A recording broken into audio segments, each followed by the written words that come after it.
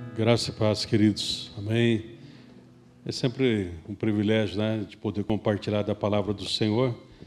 E nesta manhã, gostaríamos de compartilhar Salmo 51. Esta palavra do Salmo 51, onde Davi, ele faz a confissão. Ele faz uma declaração de que realmente ele precisa da presença do Senhor. Mas nós não vamos ler todo o Salmo, eu quero ler a partir do versículo 6.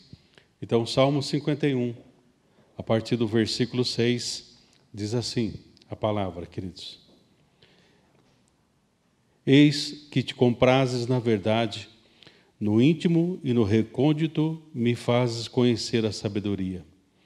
Purifica-me com esopo e ficarei limpo. Lava-me e ficarei mais alvo que a neve.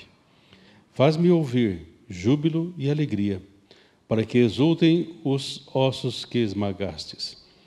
Esconde o rosto dos meus pecados e apaga todas as minhas iniquidades. Cria em mim, ó Deus, um coração puro e renova dentro em mim um espírito inabalável. Não me repulses da tua presença, nem me retires o teu Santo Espírito. Restitui-me a alegria da tua salvação e sustenta-me com um espírito voluntário. Amém? Queridos, esta palavra tem como título Restaure a alegria da salvação. Senhor, restaure a alegria da salvação. Pensando sobre isso, queridos, a gente sabe que em alguns momentos da nossa caminhada como cristãos, nós perdemos muitas vezes a noção do quão é bom realmente sermos do Senhor, o quão é bom pertencermos ao Senhor. E, infelizmente, em alguns momentos nós perdemos essa noção. E neste momento, quando isto acontece, além de nós perdermos a noção da presença do Senhor, de ser bom estarmos com o Senhor, nós perdemos a alegria da salvação. E isso não deveria ser assim. Nós precisaríamos e precisamos manter sempre conosco essa ideia, proteger essa ideia de que nós temos a alegria da salvação no Senhor. Aqui nós vamos ver então algumas maneiras, algumas formas que infelizmente nós podemos perder a alegria. A primeira delas, queridos, é bem clara aqui nesse texto, que o Salmo 51 fala de Davi, logo após o seu pecado, logo após a sua transgressão em relação às coisas do Senhor. Aqui nesse texto ele está relatando aquilo que ele acabara de fazer, cobiçar a mulher do outro, e ele incentivou e ele maquinou a morte de Urias. Então nós perdemos a alegria da salvação, queridos, quando deixamos o pecado nos dominar novamente. A palavra diz que se nós permanecermos no Senhor, o pecado não terá domínio sobre nós. Mas se nós não permanecemos no Senhor, o pecado volta a ter realmente o domínio sobre as nossas vidas. Então nós vemos aqui que Davi ele cometeu o pecado contra o Senhor. E esse pecado gerou vários pecados. O primeiro pecado, queridos, é o pecado da incredulidade. Davi deixou de acreditar em Deus.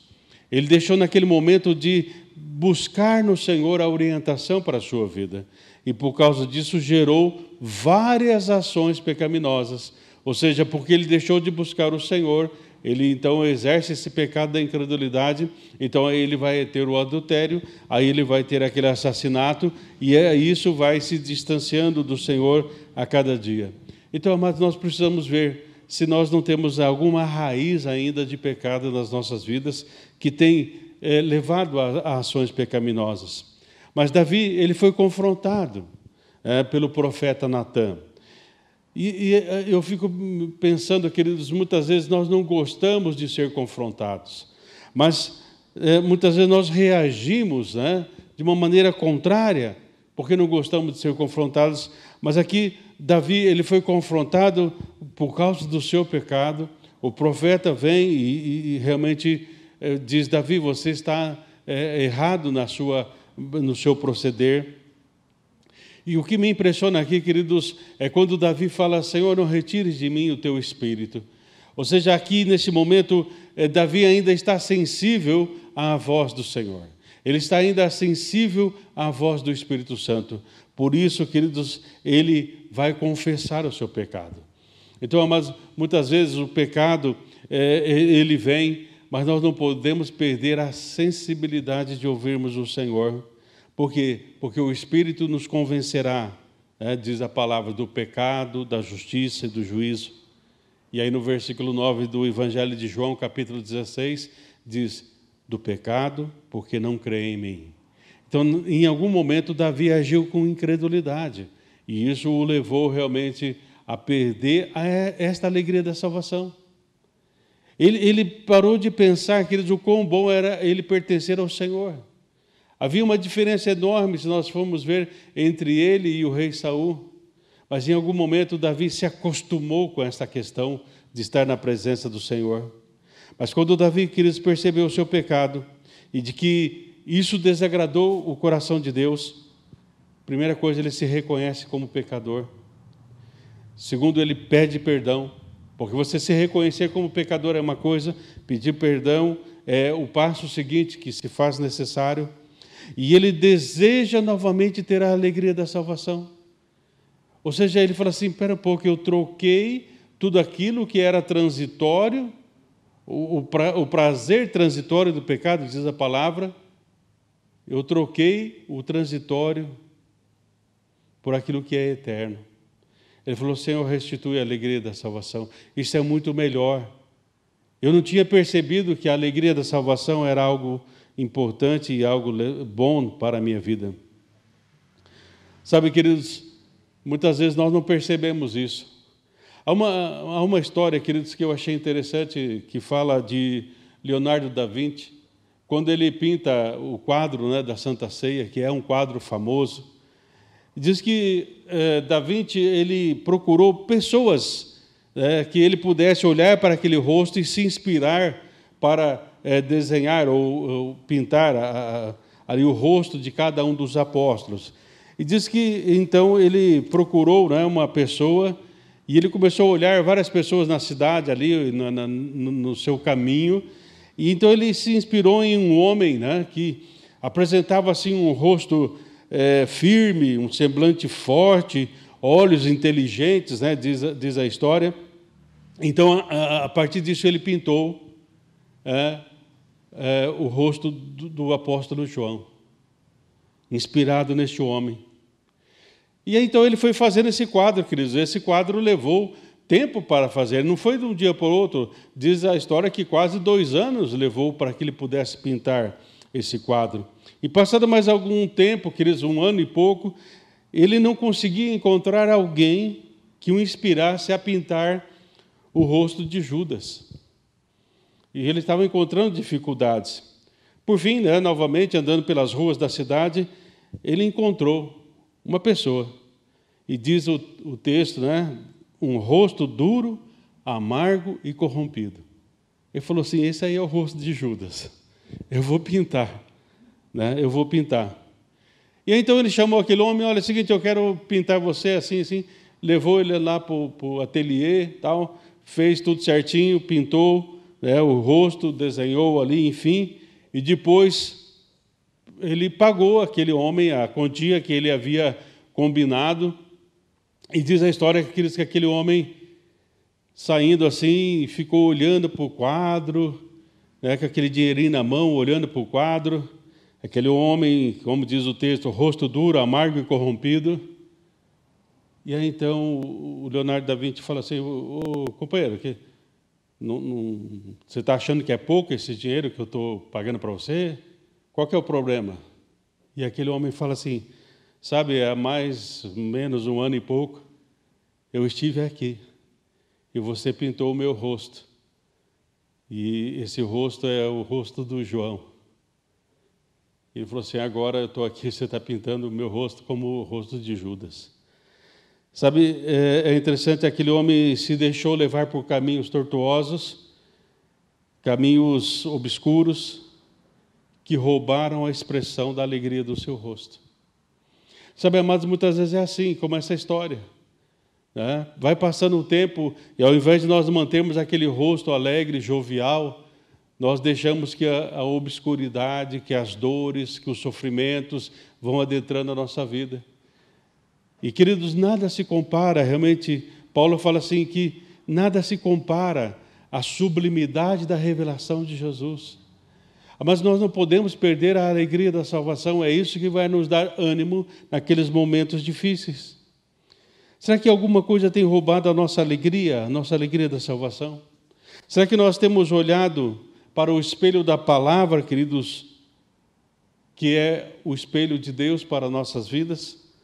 Será que o nosso rosto continua realmente brilhando pelo Senhor? Ou nós estamos talvez como Moisés, que naquela experiência que ele tinha lá no monte, e o seu rosto brilhava, mas aí aos poucos o seu rosto ia deixando de brilhar, e por isso ele utilizava um véu para esconder o seu rosto. Será que, amados, nós estamos realmente olhando para o espelho da palavra e mantendo a alegria da salvação?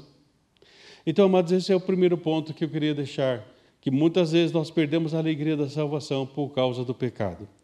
A segunda coisa, queridos, que nos leva a perder a alegria da salvação é quando nós, por causa do pecado, começamos a achar as coisas comuns. Achamos as coisas normais. Sabe, queridos, é um exemplo bem simples, mas eu creio que todos nós aqui já tivemos uma experiência assim, onde quando, num certo momento, você compra alguma coisa e é uma tremenda alegria. Mas com o passar do tempo, aquilo se torna uma coisa comum. Mas a vida cristã não pode se tornar uma coisa comum, porque a vida cristã é algo sobrenatural. Quando Pedro tem aquela visão, queridos, ali, daquele lençol descendo com aqueles animais ali, e ele ouve a voz do Senhor, Pedro, mata e come, né? Uma das coisas que chama atenção é quando Deus fala para Pedro, né, porque Pedro reluta ali, ele diz assim, não faças comum o que Deus purificou. Mas muitas vezes nós estamos fazendo as coisas comuns, aquelas coisas purificadas por Deus, aquelas coisas abençoadas por Deus, nós tornamos comum. Ou seja, Pedro estava ali, queridos, para perder uma grande experiência de uma revelação, do mover de Deus, de avivamento, de conversão, porque ele estava tornando um momento sobrenatural num momento comum. Isso muitas vezes acontece, queridos. Nós precisamos parar um pouco, refletirmos sobre realmente o significado da salvação, que nós somos salvos em Cristo. A palavra diz, queridos, além do Evangelho de João, e eu tenho dito, queridos, a palavra é bem clara, nós não vamos ficar inventando, não, mas a palavra é bem clara no Evangelho de João, no capítulo 17, o versículo 3, quando João tem a revelação, a inspiração do Espírito Santo, e ele diz, a vida eterna é esta. A vida eterna é esta. O que é então a vida eterna? Então ele diz, primeira coisa, que te conheçam a ti só, por único Deus verdadeiro. Então a salvação, queridos, é quando nós começamos a entender que só existe um Deus, e Deus é único, não existe o outro, e Ele é o verdadeiro Deus. E a segunda coisa, João diz, e a Jesus Cristo, a quem enviaste. Quando nós começamos, queridos, a crer e a confiar em Deus, o Pai, o Filho e o Espírito Santo, nós estamos na dimensão da salvação.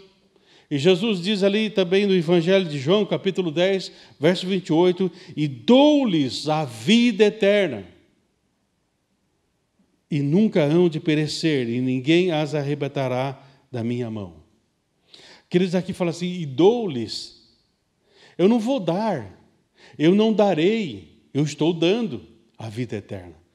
Então, a partir do momento que nós acreditamos em Jesus Cristo, temos um relacionamento profundo com Ele, nós temos a alegria da salvação, queridos, mas precisamos manter esta alegria a cada momento. Como que nós vamos manter esta alegria, queridos? Como eu disse, não tornando comum aquilo que Deus purificou. Muitas vezes, queridos, nós precisamos olhar para o nascimento de Jesus, mas não com os olhos do Natal, que muitas vezes temos por aí, mas com os olhos que realmente são inspirados pelo Senhor. Olhos que foram iluminados pelo Senhor. E aí então, amados, nós vamos entender que quando Jesus Cristo veio a este mundo, como diz em Colossenses capítulo 1, no versículo 13 e 14, diz: Ele nos resgatou do poder das trevas e nos trouxe para o reino do seu Filho amado, que comprou nossa liberdade e perdoou nossos pecados.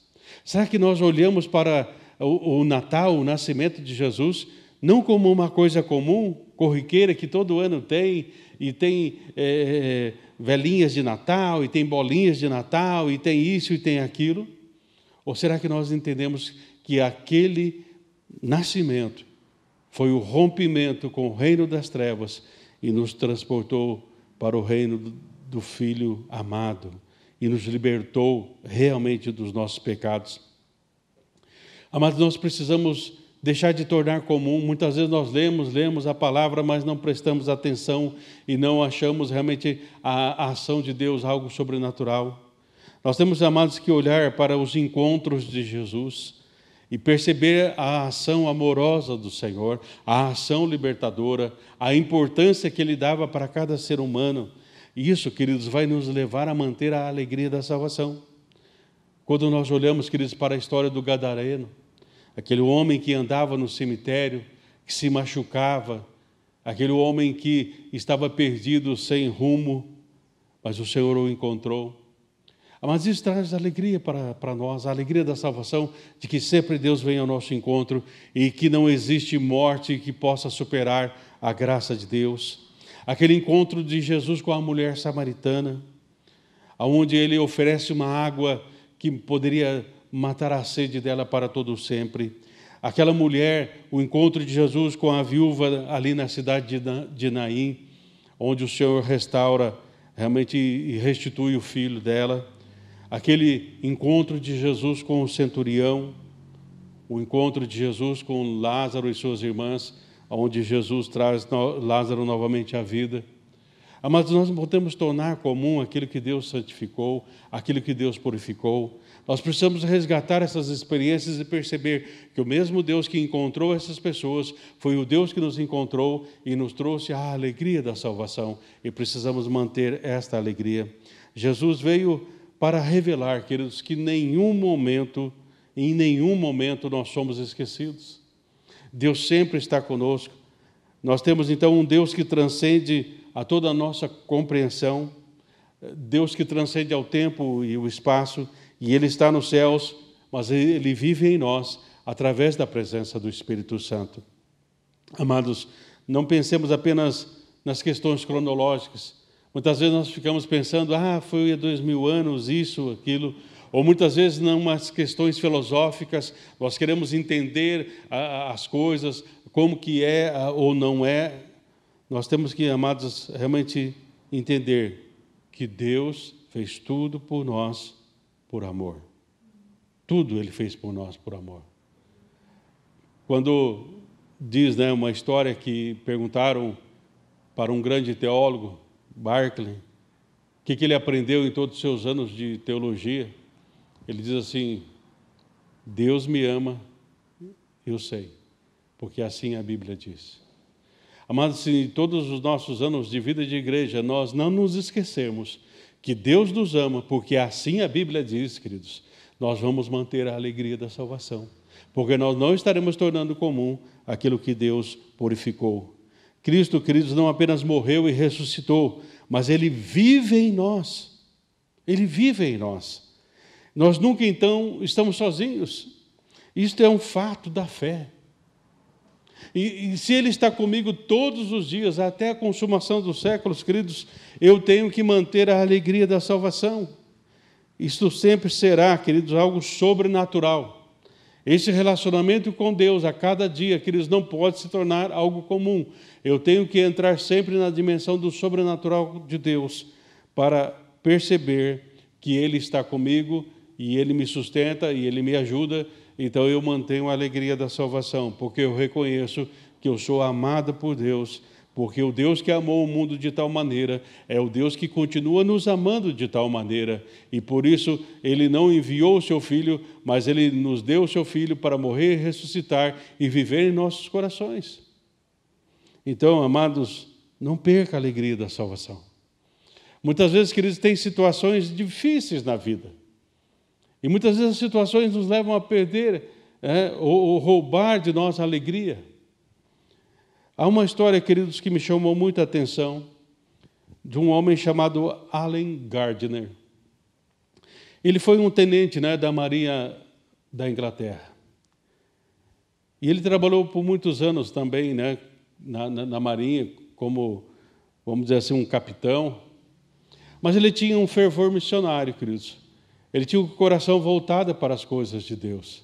E isso dava alegria para ele. Ele procurou fazer um trabalho missionário. E ele chegou a vir aqui na América do Sul, na Patagônia, Chile, Bolívia. Ele foi também para alguns lugares da África, porque onde o navio ia, ele procurava levar a palavra do Senhor. Mas, queridos, quando a gente olha essa história deste homem, nós vemos assim, ele se casou, teve alguns filhos, a maioria desses filhos faleceram, ainda novos. Logo a sua esposa também faleceu. Mas aí ele continua falando da bondade e do amor de Deus. Ele sofreu diversos momentos com enfermidades. E em 1851, queridos, ele estava numa ilha aqui perto da Argentina, ali, do lado da Patagônia. E o que me chama a atenção, queridos, que muitas vezes as agências missionárias não têm visão missionária. Ele estava esperando um suprimento, que um navio levasse o suprimento para ele. E sabe, queridos, naqueles dias, parece que não encontraram um navio, sei lá o que aconteceu. Mas diz a história, queridos, que daquele grupo que estava com ele, a maioria morreram de fome, porque o suprimento não chegou. E diz que Gardiner foi o último a morrer. Por que sabem que ele foi o último a morrer? Porque quando chegou o navio, depois de 1 ano, quase 2 anos, encontraram o diário de Gardiner. Ou seja, ali estava registrado, queridos, naquele diário. Por isso nós sabemos dessa história. Ele estava ali registrado.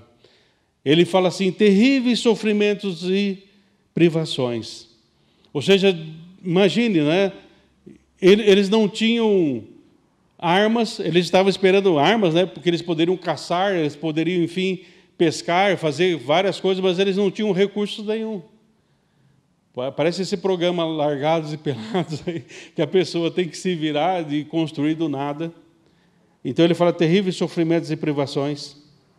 Ele fala de dificuldades e fome, feridas e solidão. Esse é o registro dele. Mas sabe, queridos, ele diz ainda, e aí que está, quando nós não perdemos a alegria da salvação, as últimas palavras de Gardiner foi: estou maravilhado com o senso da bondade de Deus. Estou maravilhado com o senso da bondade de Deus. Amados, quando nós temos a alegria da salvação, nós conseguimos ver além das circunstâncias. Se não fosse assim, queridos, Gardiner talvez teria escrito: miseráveis, me deixaram aqui sozinho e eu morri de fome por causa daquelas pessoas ingratas. Não. Mesmo em meio ao sofrimento, Gardiner disse, eu quero repetir isso para você: estou maravilhado com o senso da bondade de Deus. Amados, será que nós temos nos surpreendido com a bondade de Deus? Ou temos olhado para circunstâncias adversas? Porque não tem isso, porque não tem aquilo, porque falta aquilo outro? Será que nós temos realmente nos surpreendido com a bondade de Deus, ou nós temos agido como crianças mimadas, chorando, porque não tem isso, não tem aquilo?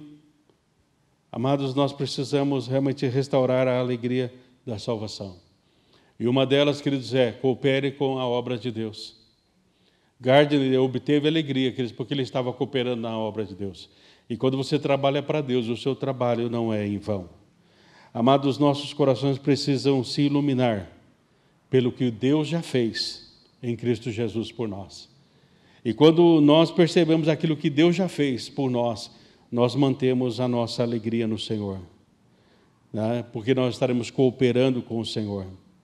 Sabe, amados, não importa, né? Gardner, ele era um marinheiro, vamos usar essa expressão, não importa a nossa profissão. Se você é um cristão, você é um cooperador de Deus, precisa ser um cooperador de Deus. E sendo um cooperador de Deus, você vai estar mantendo a alegria.